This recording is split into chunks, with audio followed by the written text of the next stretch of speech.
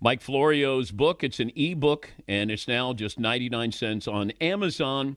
Father of Mine, Son of Mine, and On Our Way Home. And I'm guessing A.J. Brown on the sidelines, that would be great. Product placement, Mike, if he's reading your book on the sidelines this weekend. We're going to Philly, and I'm taking it with me. And I'm going to sneak over to the bench.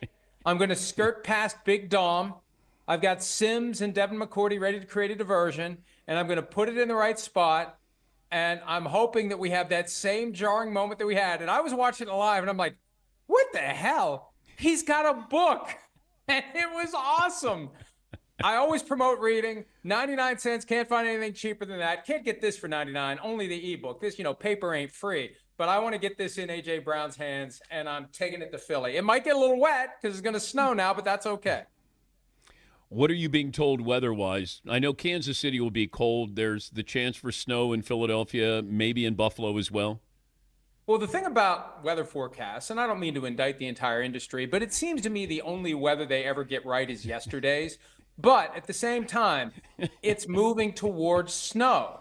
And the temperature is going to peak at 36 degrees. This is your weather on the ones here on the Dan Patrick Show. It's going to peak at 36, and it's going to gradually drop throughout the day. And then we have a nor'easter or something that's going to cause 4 to 5 inches of snow throughout the day. And it looks like the greatest chance of snow comes right about the time we'll be freezing our asses off on the sideline before the game and during the game. And remember that 2013 Lions-Eagles game in Philly. Matthew Stafford was the quarterback of the Lions then. He's been through it. The rest of the team has not been. Yeah, and we were talking to David Carr, and he said cold is what affects you. He said, if it snows, you're okay with that. Wind that's the big thing. If it's windy in these conditions here. And I was just talking about, I kind of stumbled on this last hour where I said to David Carr, it feels like the Lions have more pressure on them than anybody else, including the team trying to three-peat in the Kansas City Chiefs. You're going to lose your coordinators, probably. You had your opportunity last year. These windows close, and it just feels like they have the spotlight on them shining a little brighter than anybody else. Your thoughts? Yeah, when you talk about yourself as a team of destiny, that just amps it up even more. Now you're coming in as 8.5-point favorites against a team that feels more – if you watch – the outcomes of some of these Commanders games, it feels like destiny's on their side, not your side. And the challenge, I think, for Dan Campbell and the Lions, because they've crafted this identity in being aggressive and going for it, and just that's who we are. You don't even wonder anymore when it's fourth and anything less than 5. But, man, when you get into single elimination, you have to wonder, are there moments where you should set aside who you are and work the circumstances toward winning the game? I go back to the NFC Championship. They're up 17 at the half. The 49ers get a field goal to cut it to 14 on the first drive of the third quarter. They get in position to put it back to a 3-score game and really put the clamps on the 49ers, but they went for it because that's what we always do. And that's fine as long as it works. When it doesn't work, it opened the door for the comeback, and they came back and they knocked out the Lions. Will Dan Campbell pivot from the nature of the team in the right moment to preserve a win? And when you're talking about a team like the Commanders that thrives on close games, it introduces even more risk if you are caught in this idea of, do we go for the kill here or do we play it conservatively? And maybe with the Commanders, you could make the argument it is the smart thing to do to go for a knockout whenever you can get one. We're talking to Mike Florio, Pro Football Talk. You can see that show preceding hours on Peacock. Why is the coaching carousel slowed down? Because there's only 2 guys who are no-brainers going into it, Mike Vrabel and Ben Johnson. Now, with Ben Johnson, the question is there a spot where he is willing to go and give up this opportunity to be part of an emerging juggernaut in Detroit? And also, not every guy wants to be the guy at the front of the room. I've heard that Ben Johnson relishes his current role as mad scientist, coming up with all these trick plays, running the offense, and not dealing with the pressure of being the head coach. Look at what Dan Campbell has to deal with. I mean, he got doxxed. They had people show up at his house. When you're the offensive coordinator, that doesn't happen. When you're the head coach, that happens. And alignment has been the word most associated with Ben Johnson. He wants alignment with the front office So you look at some of these jobs where there's a GM that maybe isn't going to be as aligned. And then you look at the Raiders, where 2 days after they fired the head coach, they cleared out the GM. The alignment is more likely going to be in Vegas if he chooses that job. And all indications when you talk to people around the league are the Raiders really want him. The question is, does he want to leave the Lions for anyone, specifically a Raiders team that needs a lot of help to become a contender? Yeah, I wondered about this, that does he stay? I don't know how many assistant coaches, Mike, and you probably have a better handle on this, coordinators who realize that they aren't head coaches or that maybe they don't want to be head coaches. And I'm just throwing that out there. I don't have any numbers to back that up. It feels like that's the natural progression. But yeah, as I've said many times, the audience is tired of hearing it. Not every coordinator is meant to be a head coach.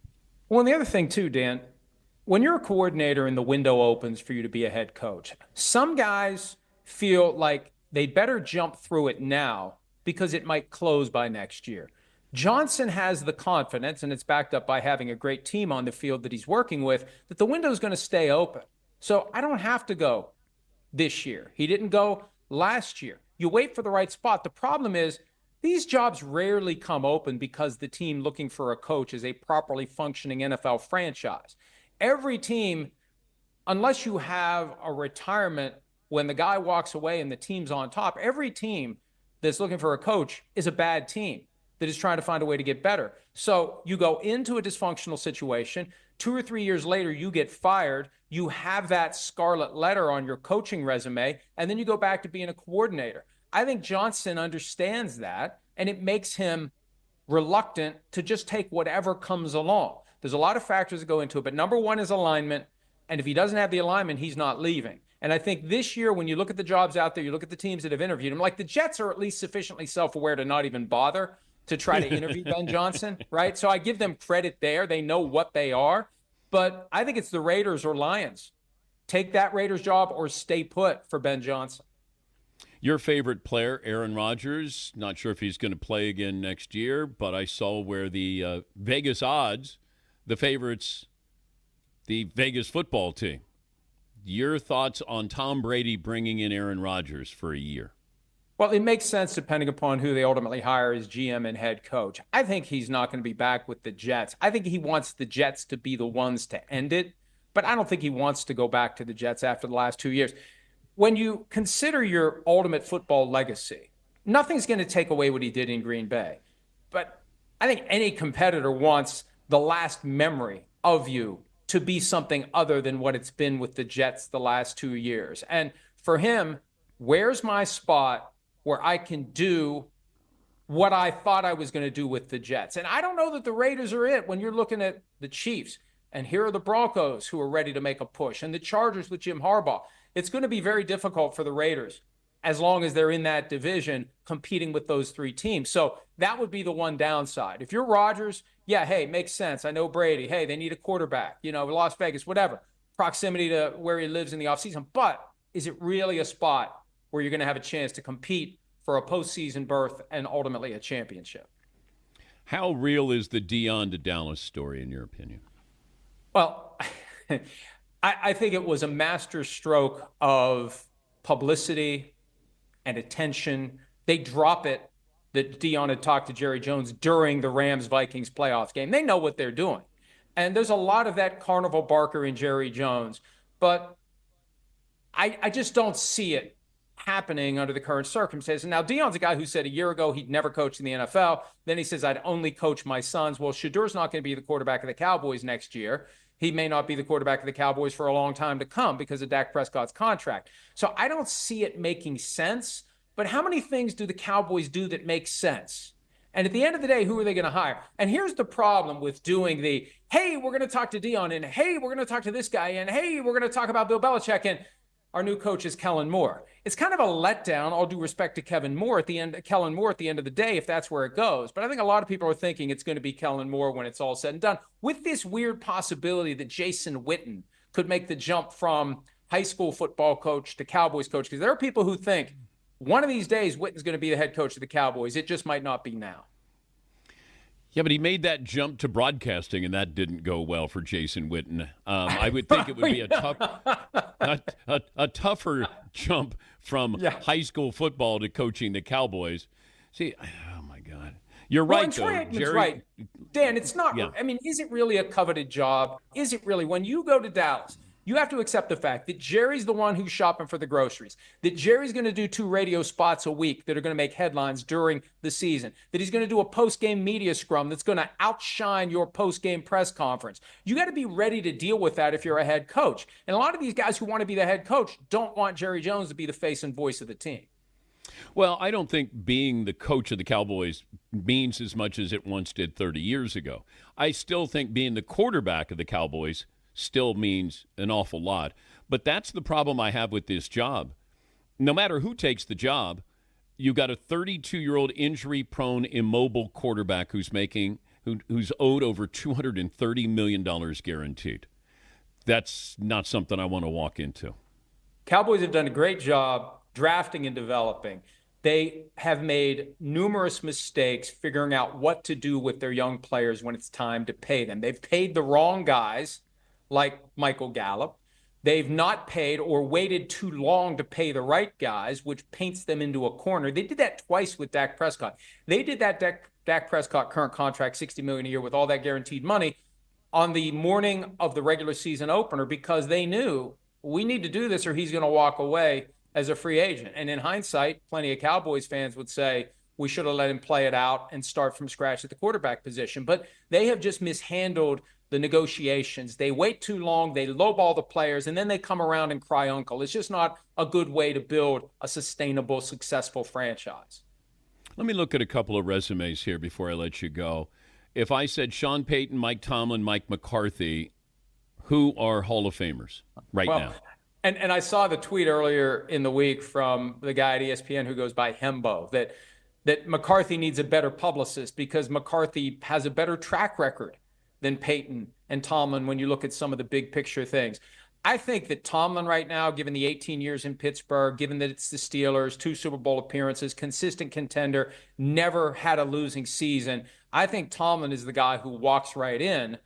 But Payton and McCarthy are going to have strong cases, but then there's a logjam. There's plenty of coaches who deserve to be in who haven't gotten in, and they always change the rules a little bit, and you never quite know what the standard is or what the process is or whether coaches are competing with other players or competing with owners or they have their own lane. It's hard for guys who deserve to be in to get in, like a Mike Holmgren and a Mike Shanahan. So the coaches of today are going to be caught behind that. But I think Tomlin is the one. 18 years, no losing seasons, 2 Super Bowl appearances, playoff appearances. I think Tomlin is the one of the 3 that's the most likely to get in. Safe travels to Philadelphia. Play nice there, Mike. Well, I'm not the one that needs to be told to play nice. I got to worry about the fans. Rodney Harrison's going to throw snowballs at me. It's going to be a challenging day. I might wear a helmet. He's Mike Florio, Pro Football Talk live co-host, and he'll be there with NBC Football Night in America. His book, all of his books, available on ebook novels and just 99 cents on Amazon. Father of Mine, Son of Mine, and On Our Way Home.